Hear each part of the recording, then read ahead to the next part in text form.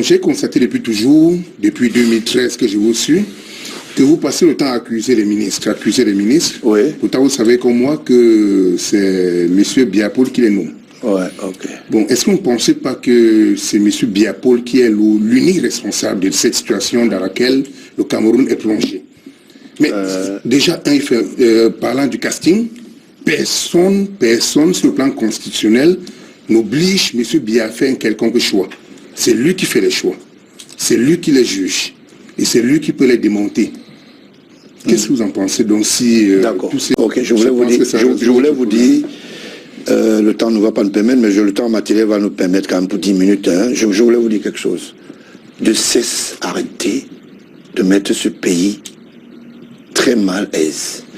Parce que la fécondation des goulots de tremblement qu'il y a aujourd'hui dans ce pays, c'est qu'il y a des groupuscules de personnes qui ont décidé d'enterrer le Cameroun. Et nous autres, nous ne disons pas nous sommes seuls. Nous bataillons pour que ce pays reste encore debout. Quand vous dites dans une télévision, et vous dites que c'est M. Biya qui fait le casting, je suis désolé, il y a un processus. Pour que vous soyez nommé, le processus est élémentaire. Ça part d'un point à un autre. Les services de renseignement interviennent. Le choix de cooptation intervient selon la numérique de responsabilité. C'est de ça qu'il s'agit. Ne pensez pas que quand M. Biya nomme, le Premier ministre ignore qui on va choisir. Vous comprenez? Et le Premier ministre peut dire aussi, il peut proposer que, par exemple, ne nommez pas le ministre de l'administration territoriale. Vous comprenez? C'est de ça qu'il s'agit. Il ne faut pas entrer dans une logique de responsabilité individuelle alors que nous vivons dans une société collective. Et j'estime que ce débat n'a même pas le droit de citer. Aujourd'hui, vous pensez que c'est le chef de l'État qui fait l'état de lieu et est le seul comptable. D'accord. Mais chacun est auteur et la responsabilité est individuelle. Le tort d'une culpabilité ne peut être que pérenne devant la justice si on reconnaît que vous, intuitu personnel, vous êtes responsable.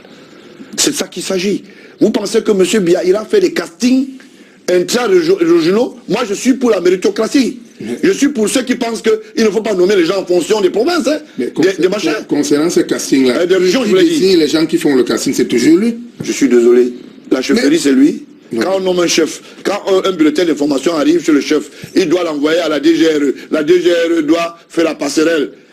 Est-ce que c'est M. Biya qui va aussi à la chefferie dire que faites un bon bulletin? C'est de ça qu'il s'agit. On a vu des gens aller obtenir des postes dans ce pays alors qu'ils n'avaient pas qualité. Alors qu'ils n'avaient pas la compétence. La faute à qui? Mais la faute à nous tous. Nous tous, on travaille pour le pays. On ne peut pas individualiser le tort. Et dire non, comme c'est le président qui décrète, alors sa signature est vendue. Je voulais vous dire quelque chose. Il y a quelqu'un qui est aux affaires. Je ne donne pas son nom. J'ai une photo. Les gens vont regarder un peu ça. Vous voyez ça? Les gens vont reconnaître. Il y a quelqu'un qui est aux affaires. Vous avez vu ça? Vous voyez cette photo? On l'a déjà vu, on l'a déjà vu. Bon, ok, vous voyez? Vous avez vu? C'était un monsieur qui faisait dans la logistique. Aujourd'hui, on subit. Vous pensez que le chef de l'État, quand il descend d'un avion, il identifie tout le monde qui a la passerelle? Vous comprenez? Si moi je ne viens pas dénoncer cela ici, qui va dénoncer? Personne. C'est de ça qu'il s'agit. Je peux aller un peu plus loin. Je parle pas, je voulais simplement dire, il y a quelqu'un qui a osé entrer dans un avion présidentiel alors qu'il n'était même pas en mission. Voilà la photo. C'est de ça qu'il s'agit. C'est ça le Cameroun. Bon, monsieur. Pour écumer 7 milliards. J'ai les documents ici, monsieur. J'ai les documents. Je peux les lire. Cette photo. Ça sort là. Je peux voir. Bon, allez-y. Vous le connaissez parce qu'il faut que ça sorte sur la caméra. Vous le connaissez quelqu'un là-dessus? Oui. Avec les lunettes. Comment il s'appelle? C'est le SG actuel de la présidence. Mais il n'a pas de nom? Ferdinand Gongo. Ah d'accord, ok. Vous savez pourquoi vous connaissez celui qui est à côté? En costume? Non. Ok.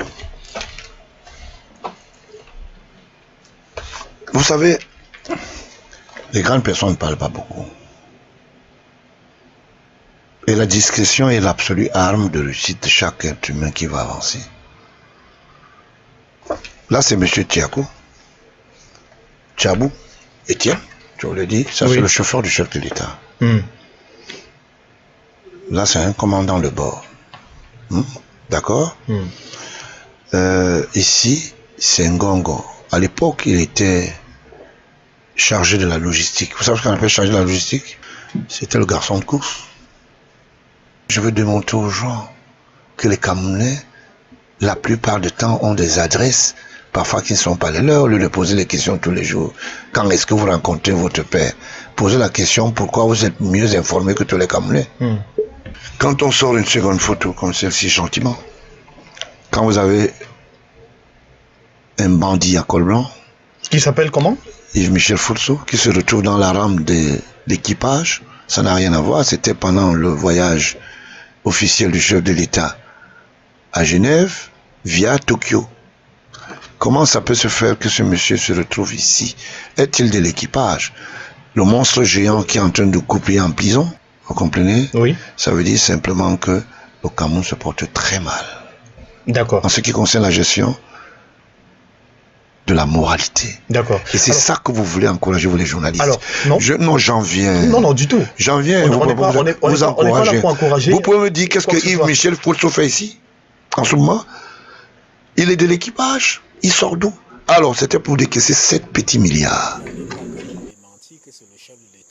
Mais le décret est pour tous les Camerounais. Mais combien de Camerounais travaillent avec les décrets? Mais attends, c'est pas tout le monde qui est nommé. Vous pensez que tous ces gens-là sont Paul Biya avec eux? Je suis désolé, c'est un choix. C'est la planification régionale. Il a été choisi. On vous propose. Qui les a proposés? C'est la communauté. Monsieur Paul Biya savait qu'Atanakoula existait. Il y a combien de Camerounais qui s'appellent Atanakoula? C'est de ça qu'il s'agit. Alors, il a vu un CV et le CV a prospéré. Vous avez vu? On est obligé de nommer les gens en fonction d'un village. Est-ce que c'est normal? Nous sommes en 21e. Mais donnez-nous la réponse. Moi, vous êtes là pour répondre. Moi, je vous pose les questions. Non, mais je m'interroge. Toutes les fois que M. Biya a voulu battre cela en brèche, il a été pris à l'étau que non.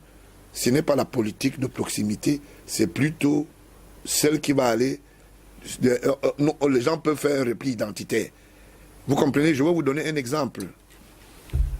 Il y a une critique, j'ai vu des listes qui sont sorties. Quelqu'un fait une liste. Il dit DG, CNPS, Betty, telle chose, Betty, telle chose, Betty. Bon, vous voulez alors quoi? Ou on met les compétents, ou on nomme les gens du village. Et c'est de ça qu'il s'agit.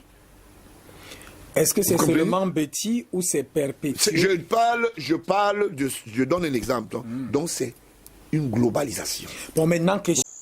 Paul Biya ne payera pas le prix de qui que ce soit parce que du fait qu'il est son frère, du fait qu'il est son cousin, du fait qu'il c'est le fils adoptif. Non, ce n'est pas de ça qu'il s'agit.